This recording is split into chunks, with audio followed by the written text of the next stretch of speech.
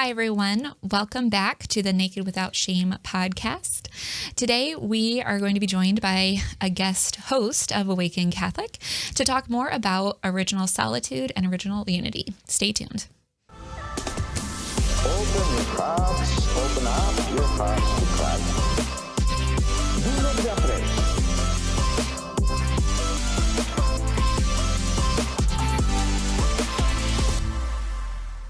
Before we begin, we want to invite you to consider downloading the Awaken app. The Awaken app is basically like a social media alternative where you can get on and you can talk with like-minded people. And you can also talk with the show hosts, such as me and Megan and Andrew. We're happy to chat with you on there and get access also to prayers. There's a shop, all sorts of cool things. So to download that, you go to theawakenapp.io. And we also want you to consider being a part of our patronage community. If you go to nakedwithoutshameshow.com, you will find our shows and a way in which you can be a donor for our show and other ways you can support us in our ministry. Okay, so we are here with somebody you might recognize if you're familiar with Awaken Catholic. This is Andrew Reinhart. He is the host of Physically Spiritual. And we are going to hear from him about the beauty of original solitude and how that's related to original unity in very practical, interesting ways. We've been talking a little bit about those concepts on our show, original solitude, in our episode on kind of singleness, and then also a talk on marriage as well. So if you're interested in those, check those out. But I think today our conversation is really going to deepen and expand what we've been talking about so far. So, Andrew, welcome to our show. Yeah, thanks for having me. Yeah, it's good to have you here. We're excited to learn with you. So why don't you just tell those who are watching a little bit about your show? Yeah, so my show, Physically Spiritual, is basically comes out of a mix of what I'm curious about and what I've experienced in my own life. I've been passionate about John Paul II's Theology of the Body for years and was really considering the question, what does a spirituality or a lifestyle informed by theology of the body look like? I think we're good sometimes at explaining this topic like it's just this set of ideas out there, and then you sort of learn the ideas and your life magically gets better. But my experience was that I sort of learned the ideas and then I just had more ideas and I was still the same person. Like I was still not any more capable of being the person Christ called me to be. So I started pondering, if this is all true, then it should mean that my life should be different. Like the way my life looks should look different than a Catholic who doesn't know theology of the body. And that got me pondering. And then at the same time, I had to enter into a journey for health. I was sort of riddled with stress, was hardly sleeping. I was gaining weight. I was almost 400 pounds at the top of my weight loss and had to take a step back from a lot of my commitments just to take seriously my health because I didn't want to die in my 50s, And by God's grace, he worked a lot of healing in my life. I lost 175 pounds and sleep through the night most nights other than when our new baby keeps me up. Praise God for him. And there was a point when I was studying these ideas and then learning a lot about my body and my health and my mental health and everything else. And I realized I was really considering the same question from two different perspectives. That this integrated, holistic life of basically health and wholeness, physically, spiritually, and mentally, was living the theology of the body. And so that aha moment kind of launched me into just going deeper with all these topics and then wanting to share what I was discovering. And that's where Physically Spiritual came from. That's cool. That's great. Yeah. So check out that show if you're interested. We enjoy listening. So definitely recommend that you check out Andrew's show. So let's just jump into maybe our topics for today, starting off with original solitude. You want to share your thoughts on that? Yeah. And so in the second season of Physically Spiritual, I've been exploring a lot of different topics, but three in particular. I did an episode on solitude and the role of sort of being alone in meditation for health. Then I also did episodes on matrimony and holy orders, where I sort of touched on some of these themes. And then I remember as I was giving or preparing my notes for the episode on holy orders, something clicked in my brain about this topic.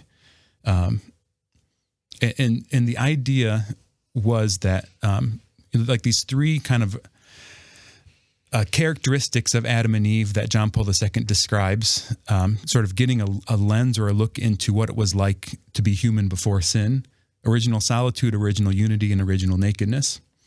Right. And we often focus on, I think maybe too much, that we've sort of, because of sin, lost this original nakedness or original innocence. And it's like, I wish I wasn't like doing these bad things that I know are sinful. Right.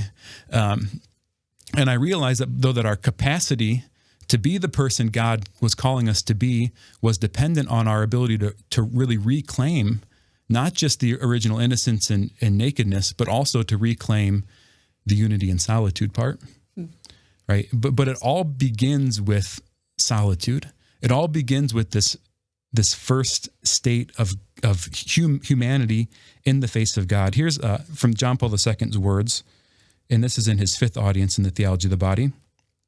He says, "Thus, the created man finds himself from the first moment of his existence before God in search of his own being, as it were, one could say in search of his own definition.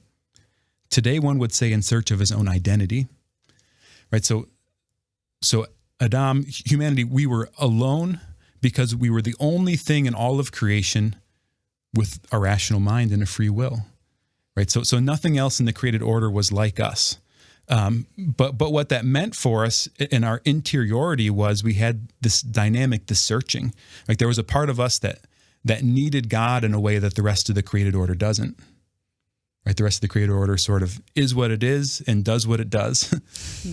But we need to figure out what we are and then choose what we do.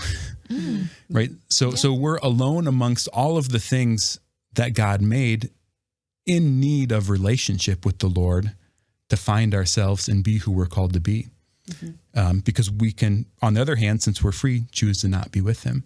Right, so this is what I think John Paul II is talking about here, us being in search of our own identity. But even this sort of solitude then is a relational state. Right? It's not a state of aloneness. It's not a state of aloneness, loneliness. Loneliness is a result of the fall. Right? And we can even be alone in a room full of people, right? How many of us haven't been at a party and just felt terribly alone and lonely? Like nobody sees us, nobody cares, nobody wants to talk to me, right? Sometimes we're most lonely when we're with other people. So there's something of the solitude that it's a full solitude that's not lonely, and it's a being with God in a place of intimacy where we find who we are. Right? Yeah, absolutely. Yeah, it's actually includes relationship. If you think of solitude in what John Paul II is describing as just, I'm alone, I'm doing my thing. Like, no, like there's always that relationship, and there's something that reveals who we are in seeking that relationship of solitude with God. You know, so that's good. Yeah, cool. Okay, so how about then sharing what you think about your thoughts on original unity? Like how do we go from original solitude to understanding our original experience of unity? Yeah, I love this story in Genesis because God is, I think, so tenderly leading Adam into these discoveries, right? Because it says, God says it's not good for man to be alone, right? Adam doesn't say it's not good for me to be alone, right? So at that point, God brings him the animals, and it's not divine trial and error. It's not like God doesn't know what's going to work for Adam. So he's like, we'll do a giraffe, and then we'll do a rhino, and then we'll do a ostrich or whatever. No, I think part of it is that Adam doesn't realize who he is. And in his experience of having the animals brought before him and then naming them, Adam's in almost like a seminary or something where he's being taught that he's alone, where he's different than all these things. And that's in contrast to then his experience of the creation of Eve, right? Coming from his side, and then that proclamation, at last, bone of my bones and flesh of my flesh, right? This is someone whom I can be with, right? This is someone else other than God with whom I can have solitude, right? With whom I can be with. And here's what John Paul II says, reflecting on this. He says, in addition, the communion of persons could form itself only on the basis of a double solitude of the man and the woman, or as an encounter in their distinction from the world of living beings, right, everything else in creation, which gave to both a possibility of being and existing in a particular reciprocity. Right, so what John Paul II is saying is that since Adam and Eve have this experience of solitude, right, they're this person in search of their own identity, capable of knowing their identity, being free, or as the Catechism says when talking about the heart, that they're capable of covenant, right? That now from that place of solitude, they're capable of unity, right? They're capable of truly being one, not just because they happen to be together and it works and they feel good, but because they know one another and they choose to disclose themselves to the other. And then they choose the person freely in the midst of that self-disclosure. And then they're together in a way that images the way that God is together, right? And that's one of the core ideas of the theology of the body. So can I ask, because I really liked this idea of double solitude. Can you explain more about just that, just how Adam and Eve had their unity, as you were saying, because they were choosing each other. It wasn't like they were just like, oh, lonely, I need you. But there was like somehow just a going from original solitude and knowing myself in light of God to then entering into this unity. So I don't know, can you say more about the double solitude? That I really like that a lot. Yeah. I think part of it is you can get light on it by looking at the opposite. Right? Because in our sinfulness, we experience the opposite.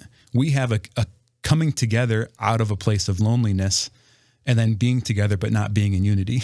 Yeah. Right? That's that experience of being at that party and feeling lonely. Right. It's because it's just something surface. There's no true connection. It goes back to that idea from the Second Vatican Council that we don't truly find ourselves until we become a gift of ourselves. But we have to possess ourselves before we can gift ourselves.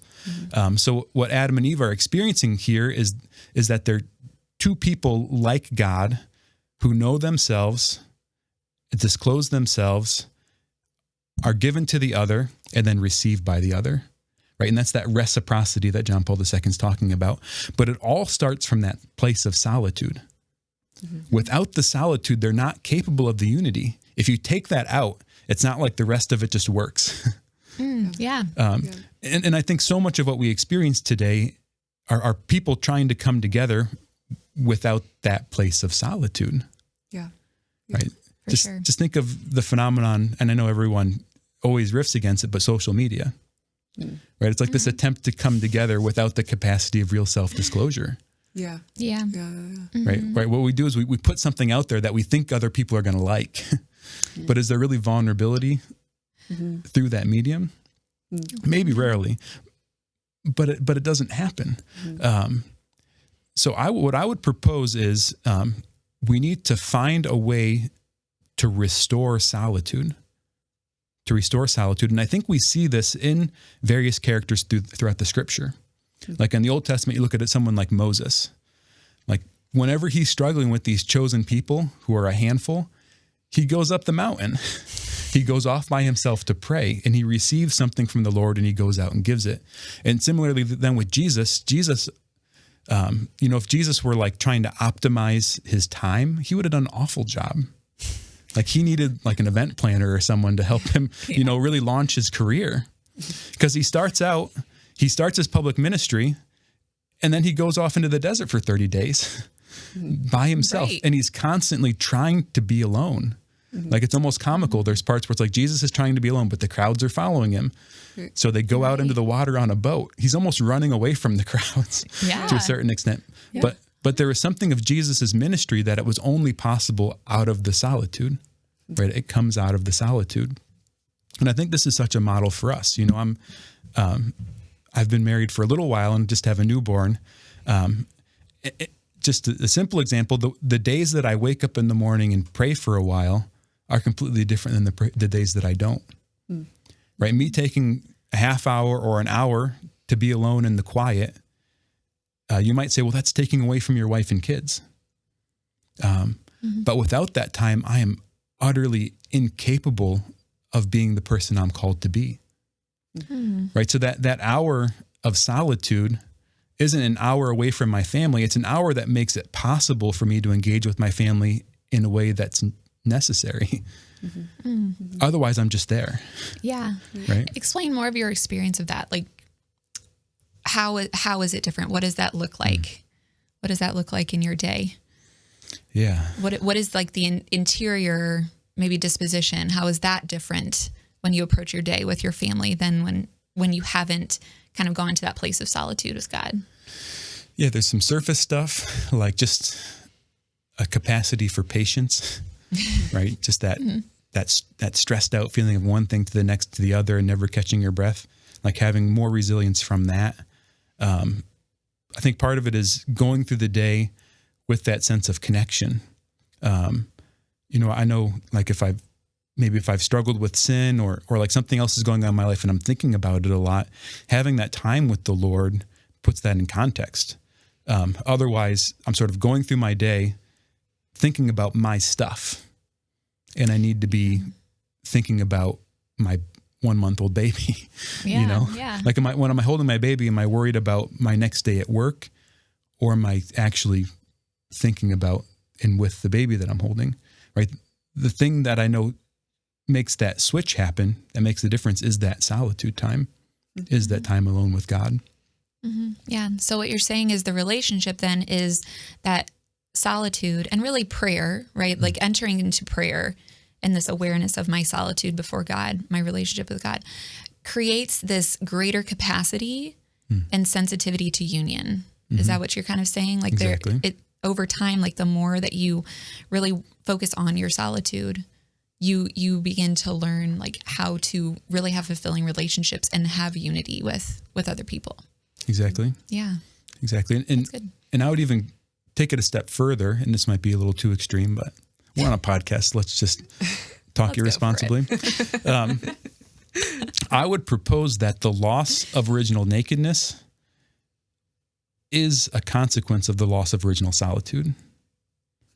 Okay. Why? It's not like a discrete event separate, but it's dominoes that are falling as the human person deteriorates. So at the moment of sin, what the heck do Adam and Eve do? They hide, right? I heard you coming and I was afraid, so I hid. They hid from God, and they also hid from one another, right? They covered themselves, particularly the parts of themselves that distinguish them from the other.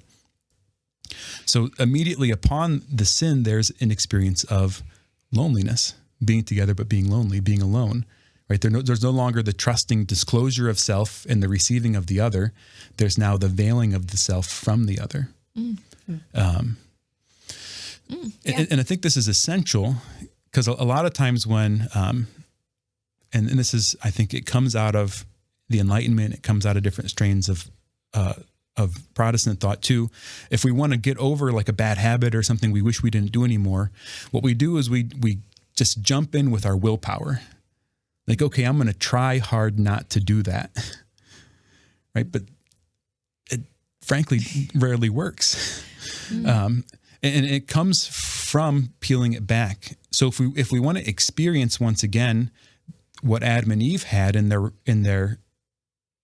innocence, right, in their peace of heart, we want to experience what they had in their capacity to be naked, their capacity to give themselves, and in their unity, their connection, right? It begins with finding that solitude again. Wow, that is so good. So that's like fundamental. That's where you start. Yeah. Like you're saying, when you want to try to overcome something like a tendency in you that's difficult or sinful, you're saying, like just saying, okay, I'm going to will it. Like I'm going to stop doing this by my own power is like, it's no good. Like it can't be. And in fact, there's not like a returning back to like what we were made for, or that state of peace. Like you're saying, if you do that, but like prayer and solitude, like come first. That's what the equation is. That's the magic. That's the magic. And I would say not just prayer, but prayer where you're actually alone, right? Quiet prayer, right? We can be going through a devotion book and stay on the surface, right? You can be going through the Liturgy of the Hours, and the Liturgy of the Hours is still a public act. It's part of the church's liturgy. So I would say particularly contemplative prayer, meditative prayer, by which we're learning to hear God's voice. We're learning to share a heart-to-heart moment with the Lord, and where we're entering into the Scripture, where we're entering into the mystery of our own life, or something that our church gives us or a spiritual writer gives us. And it's in that space of that heart-to-heart relational, quiet time. I think that's the essential piece. Do you think you could have an experience of solitude with other people? Yeah, I do. Because I get what you're saying and I agree, but I also would say in my own experience that like sometimes my most rich experiences of like God's love and that like reaffirm this solitude, well, at least I think that you're talking about, are with other people. But it's in a particular way. It's like in this, I don't know, an experience of grace shared with another person, not just like casual, I don't know, hanging out. Okay. Do you know what I'm saying? So you're saying like, is it possible to have original solitude with another person and not just solitude next to like another person who's also having solitude? Yeah. But like to experience that together. Yeah. I'm trying to like get at also like, what does solitude mean? Because I think it's beyond just like being alone. Like you're saying, it's not just like you can just sit there by yourself and you're like magically going to become a better person or something. Like there has to be something that really happens in you. Yeah. I think that's marriage, right? The two become one flesh. So it's a double solitude. You're together and yet you're alone, right? Because you're one.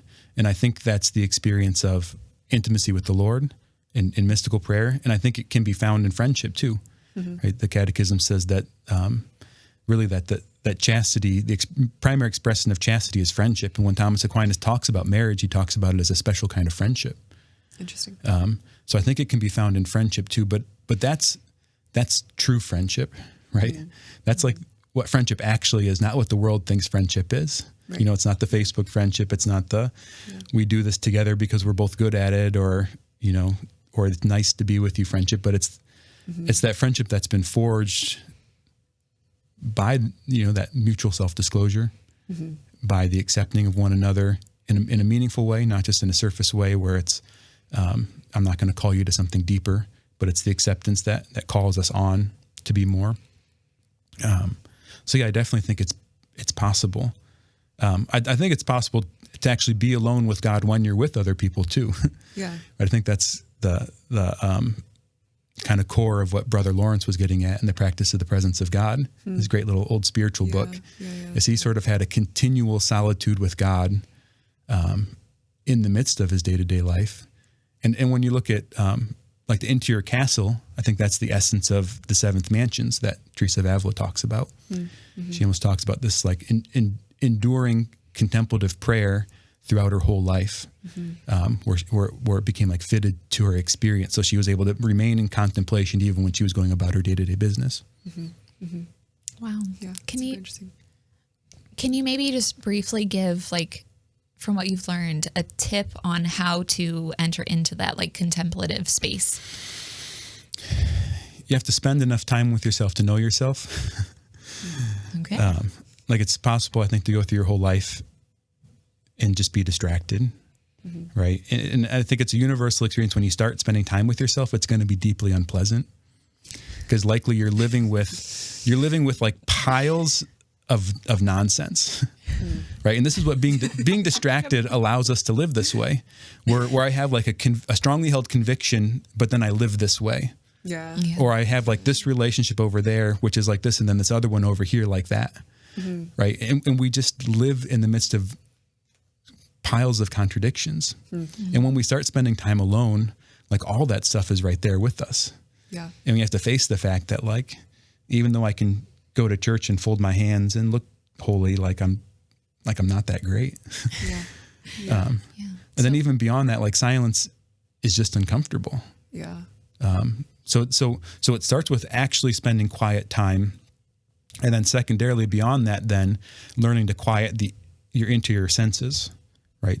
Slowing down the imagination, kind of dealing with your life to the point where your memory isn't constantly bothering you with anxiety and regret and everything else. And in it then, learning to relate with the Lord in that space. And this is something that I really struggle with, is like, I can spend quiet time with myself, but I can be numb in it, right?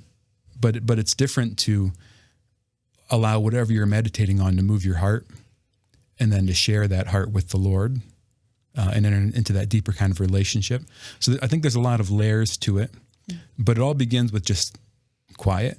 Like, you got to turn off the devices and get rid of it, because that initial phase, like, you're not going to be capable of staying in solitude in the midst of the world until you learn how to stay in solitude when you're away from the world. Right? Jesus was God, and he wanted to get out into the desert to pray. Right. I'm like, I'm just going to pray on the train. No, like, that wasn't good enough for our Lord. Like, it's not going to be good enough for me. Right. Yeah. That's really good. I like all that. That's really interesting. Yeah. So quiet, know yourself, get to know your mess, and starting to kind of train the mind to meditate and focus. Not letting your wounds or your memory distract you from that space with God. Those are good. I like that. Really I like that a lot. Once you know yourself, then you can disclose yourself. Right? So that's what I was saying, is starting to disclose yourself to the Lord as you truly are. Not like, everyone starts praying by putting on a face. Like, we talk to God as if we're the holy person we think we should be. Like, we don't talk to God as whom we are. So, but then also disclosing ourselves to other people. And this is hard too, because, if you've been in the church world for any length of time, like, you've probably been acting pretty good, right? So you have to break the bad news to some people that you're not as holy as they think you are. And you have to trust that you're going to be received, right? Right. That vulnerability with others, with God, and then with others. Once again, like, for the sake of for the sake of unity, you share that with God. Hey, I know you know this, but I need some work done here. Like, I need to know myself. I need to work through this path of redemption. Then you know yourself, you disclose yourself for greater unity with others, to be received and to be healed actually through that, through that disclosure. Yeah. So that's good. And I can pull it full circle here too, because I think when we're not strong enough to do something different, to overcome our sin with our willpower, we think the solution is, I'm going to try harder. Right. And then when that doesn't work, we think, I have to know more. Right. I need to go out and collect more ideas. And this is where the theology of the body comes in for a lot of people. Right. Yeah. Like, I struggle with sexual sins. So, this is the book of Catholic sex stuff. So I'm going to read this book, and then I read it and I realize it's crazy. So then I go listen to somebody who's already read it. Right. And you learn a bunch about theology of the body. And what that gives you is then you just feel worse about the sins that you're still committing. Kind of falling into like a Gnosticism, right? Like, exactly. Like, it's all about this knowledge. Yep, and then exactly. I'm saved. Exactly. Exactly. But everything you need to be a saint, I think, is in your life already. Wow. That's profound. Because all the grace that created the whole universe and more is in the Eucharist, right? So if you have a home parish, like, all the grace you're possibly ever going to need are in the sacraments your priest can give you. And then you need people that you're going to be radically vulnerable with, accepted by, and live in real community with. So if there's other people in the church with you, there they are, right? And then you need to be alone with God. Like, that's all it takes. That's all it takes. Yeah. That's so good. Wow. Gosh. I think for now, that's a great point to close things up with. But, well, any other thoughts from you two before I... No, that's a lot to chew on. That was good. Yeah, thank you. Awesome. Those are great thoughts. Thanks for sitting in on our show today, Andrew. Yeah. This was a lot of fun. This is good. Yeah. Thanks for having me. Yeah, absolutely. All right. And thank you for watching us and listening to our conversation today. We'll hope to see you next time. Thanks for watching.